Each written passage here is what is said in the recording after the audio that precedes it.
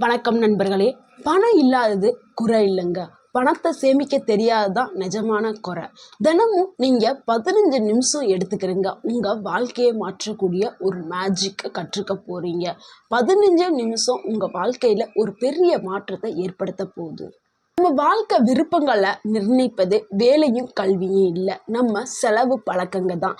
இன்றே நீங்கள் ஆரம்பிச்சிங்கன்னா கண்டிப்பாக 2 வருஷத்தில் நீங்களும் ஒரு மில்லியனர் ஆகலாம். இன்னைக்கு நீங்கள் ஒரு ஃபர்ஸ்ட் ஸ்டெப் எடுத்து வைங்க, 2 வருஷத்தில் நீங்கள் ஒரு மில்லியனர் ஆகலாம். ஃபஸ்ட்டு ஸ்டெப், உங்கள் மனசை நீங்கள் ஆயுதப்படுத்தணும். நீங்கள் மில்லியனர் ஆகிறதுக்கு உங்கள் மனசை நீங்கள் ஃபஸ்ட்டு ஆயுதப்படுத்தி, அடுத்து வேஸ்ட் பண்ணக்கூடிய மணிகளை நீங்கள் ஸ்டாப் பண்ணணும்.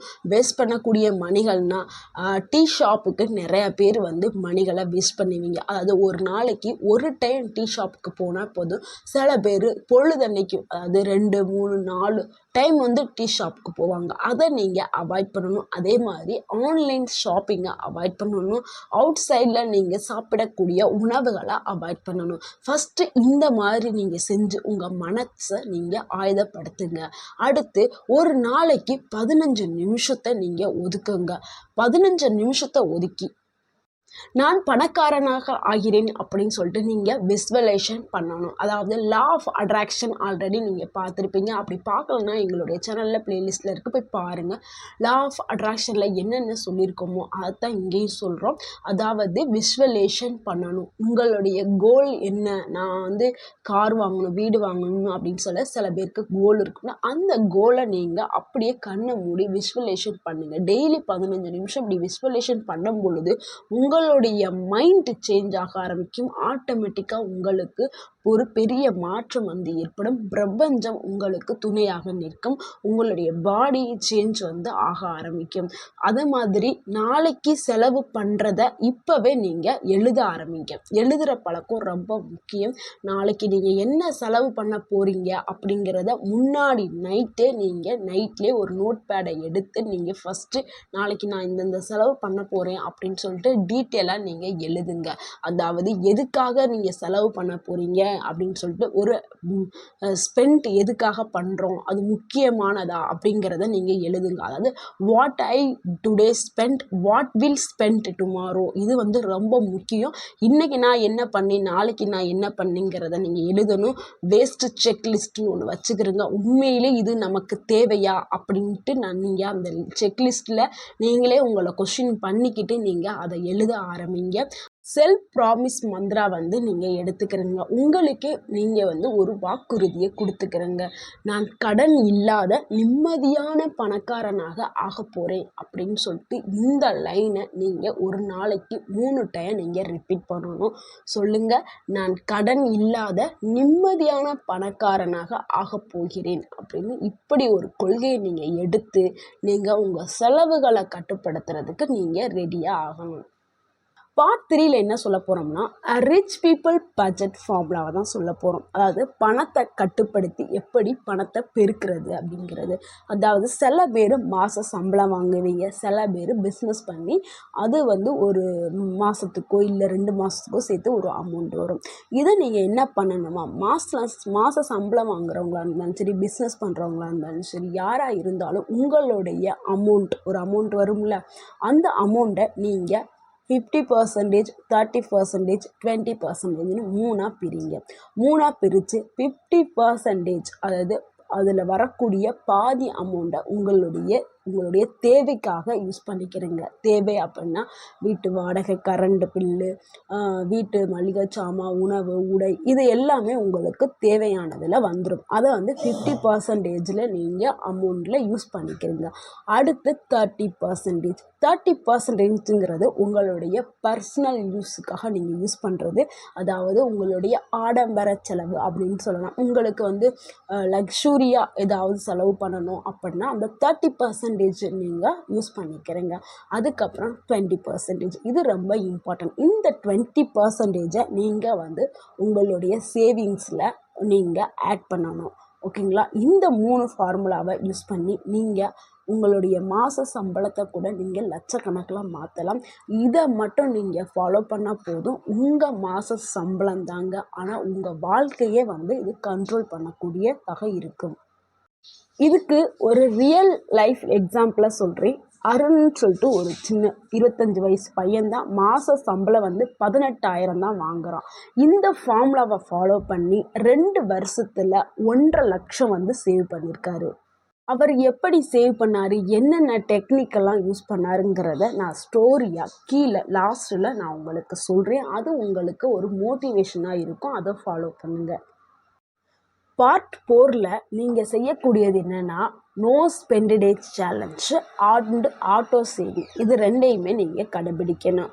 ஒரு வாரத்தில் ஒரு நாளாவது நீங்கள் நோ ஸ்பெண்ட் டே வந்து கொடுக்கணும். அதாவது ஒரு நாளைக்கு நான் ₹1 கூட செலவு பண்ண மாட்டேன் அப்படின்னு சொல்லிட்டு வாரத்தில் 7 நாளில் 6 நாள் வந்து உங்கள் இஷ்டம் போல் இருங்க. ஒரு நாள் மட்டும் நீங்கள் நோ ஸ்பெண்ட் டே வச்சுக்கிறீங்க.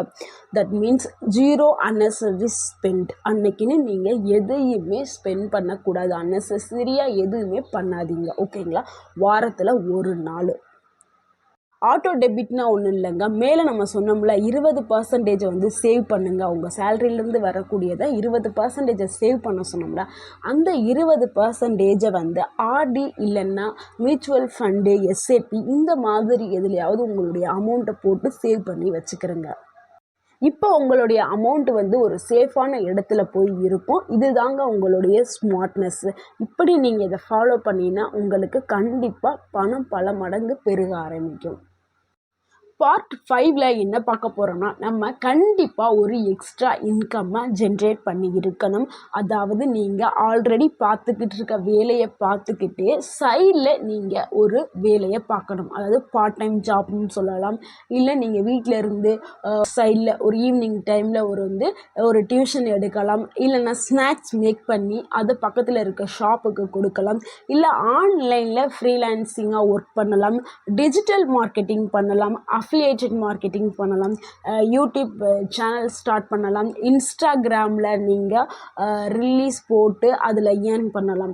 அதாவது நம்மளுக்கு மாத சம்பளம் மட்டும் வந்து மில்லியனர் ஆக முடியாது. அதனால தான் செகண்டரி இன்கம் வந்து வெரி இம்பார்ட்டண்ட் அப்படின்னு நம்ம சொல்கிறோம்.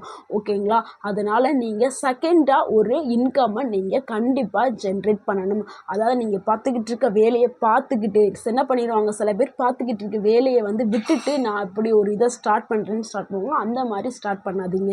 ஏன்னா இதில் உங்களுக்கு நல்ல இன்கம் வர ஆரம்பிச்சிருச்சுன்னா நீங்கள் மெயின் ஜாப்பை வந்து ரிசைன் பண்ணிவிட்டு இதை ஸ்டார்ட் பண்ணலாம். இனிஷியலாக பண்ணும்போது இதை வந்து எக்ஸாம்பிள் வந்து எனக்கு தெரிஞ்ச ஒரு அண்ணன் வந்து டெலிவரி பாயாக தான் இருந்தார். ஆனால் அவர் வந்து ட்ரெண்டிங்கில் கார் வாங்கிட்டார், வீடு வாங்கிட்டார். இதெல்லாம் எப்படி? அவர் வந்து சைடு இன்கம் இல்லைன்னா அவருடைய ட்ரீமை அவரால் நிறைவேற்றிருக்கவே முடியாது. இது எல்லாமே அவருடைய சைடு இன்கம்மை வச்சு தான் அவர் வந்து சம்பாதிச்சிருக்காரு.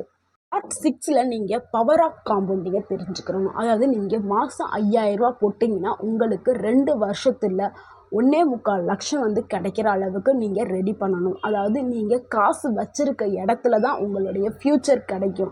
நீங்கள் எஃப்டியில் மட்டும் போட்டுட்டு இருக்காதீங்க. மியூச்சுவல் ஃபண்ட், ஆர்டிலையும் நீங்கள் ட்ரை பண்ணுங்கள். அதாவது பணம் உழைக்கிறது மட்டும் உங்கள் வேலை இல்லைங்க. பணத்தை உங்களுக்காக உழைக்க வைக்கிறது தான் உங்களுடைய ஸ்மார்ட்டு.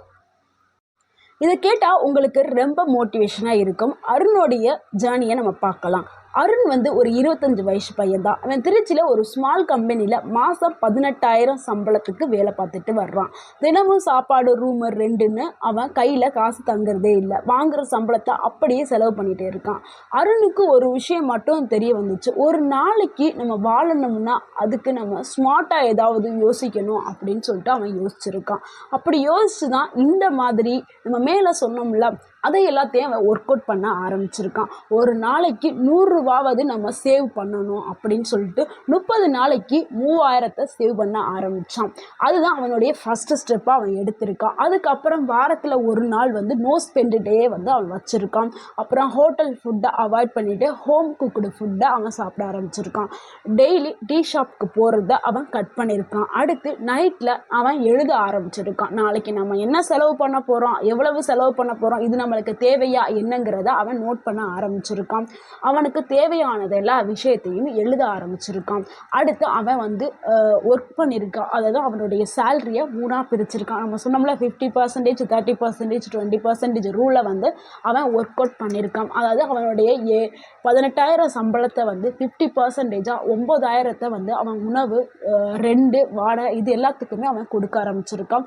அதுக்கப்புறம் 5,400 அவனுக்கு அவனுடைய லக்ஸுரிஸ் அதுக்காக அவன் வந்து ஸ்பெண்ட் பண்ணியிருக்கான். சேவிங்ஸ் வந்து 3,600 வந்து அவனுடைய சேவிங்ஸாக மாதம் போட்டிருக்கான். எதில் போட்டிருக்கான்னா ஆட்டோ டெபிட்டான ஆர்டியில் 2,500 ஸ்மால் எஸ்ஐபியில் வந்து 1,100 போட்டு அவன் சேவ் பண்ணியிருக்கான்.